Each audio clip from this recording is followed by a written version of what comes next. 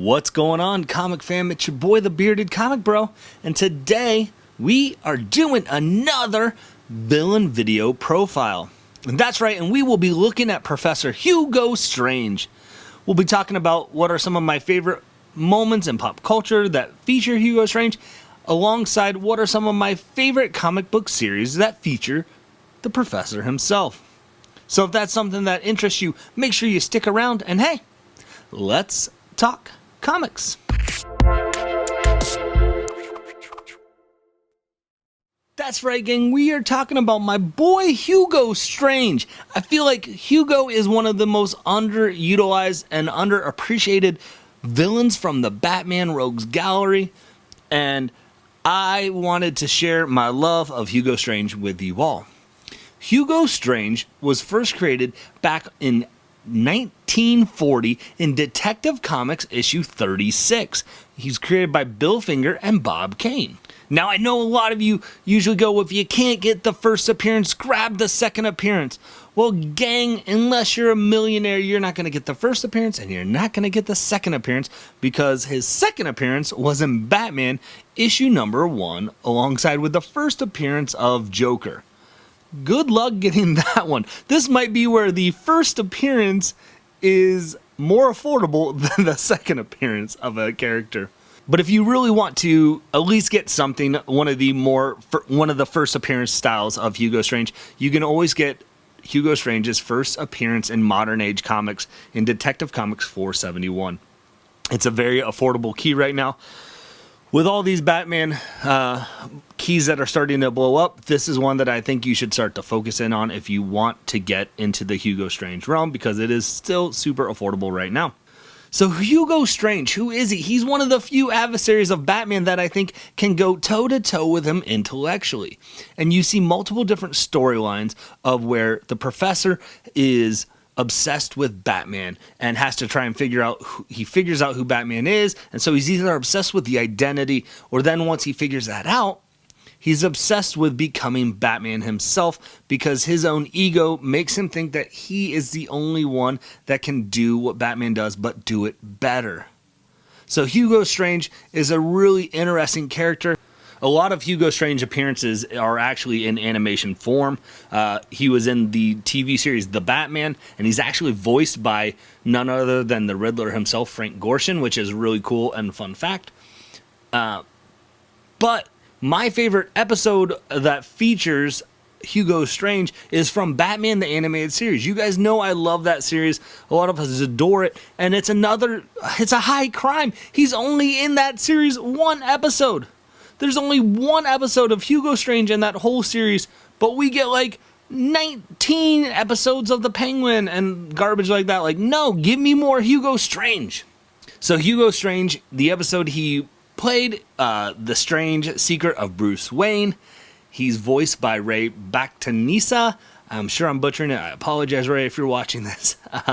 What's really cool here is the episode starts out with a judge, a very prominent judge in Gotham, meeting with some shady people, trying to exchange money, and they have a tape of her. Long story short, Bruce Wayne decides to go, and he's going to investigate, and that's where we first meet Hugo Strange. And Hugo Strange has this device which can read people's thoughts, and when he goes back and as a psychiatrist, he goes back and he tries to get people to tell their deep, dark secrets. And so that's how he got the scoop on the judge. And Bruce Wayne decides he's going to try to see if he can beat the machine.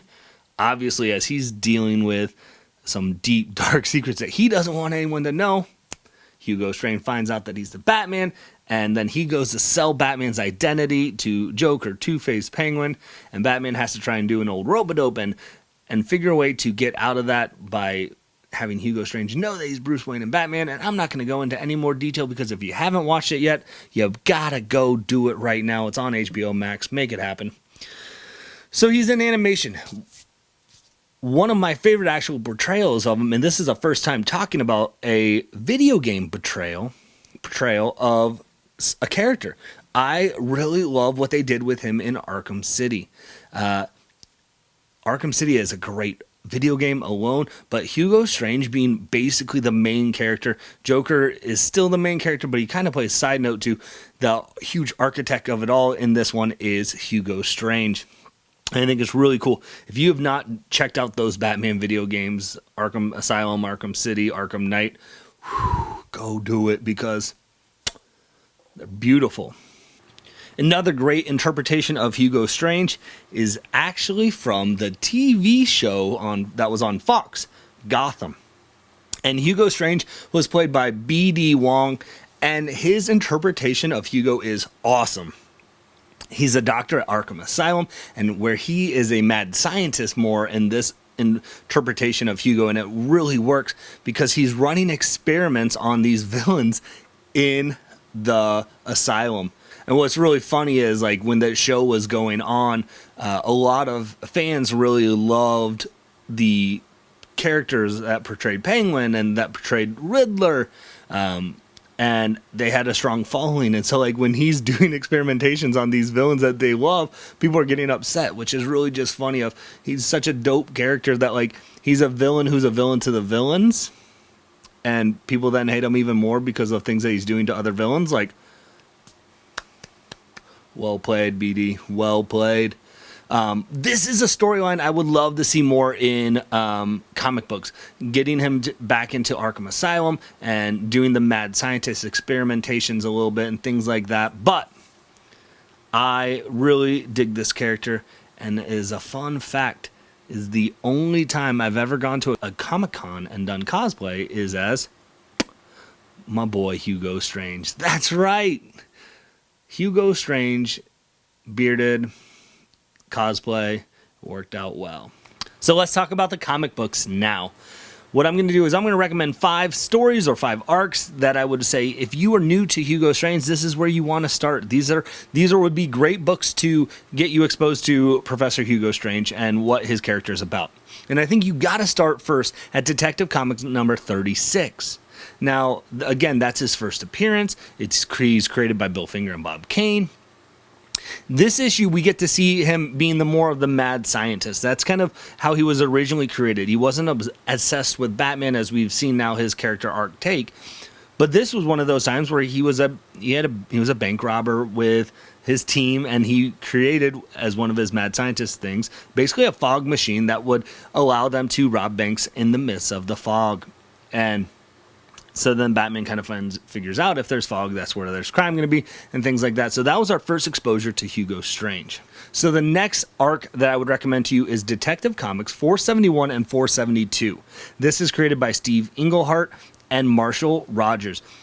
This is where we start to see the progression of Hugo Strange is kind of that obsession with Batman. So in this issue, Hugo Strange learns the identity of who Batman is, and then Carmine Falcone finds out that he knows the identity, and basically Hugo Strange is like, no, I respect Batman for who he is, that I will take this to the grave, and I will die before I will tell who Batman is. Like, he's so obsessed with the secret, but the secret isn't for everyone else, it's for him. And I think that's a really cool interpretation of the psyche of his character. It's not that he cares because he wants to blast Batman's secret identity like he did in the animated series, but it's more of he just wants to be able to be like, I'm the smartest person and I figured this out when others couldn't. And is willing to take that to his grave. Next on the list, I would recommend Batman 356, and this is Jerry Conway and Don Newton. This is basically a continuation of the story that we just talked about, Detective Comics in 471's 472. This is just later down the line where we find out that Hugo Strange didn't really die.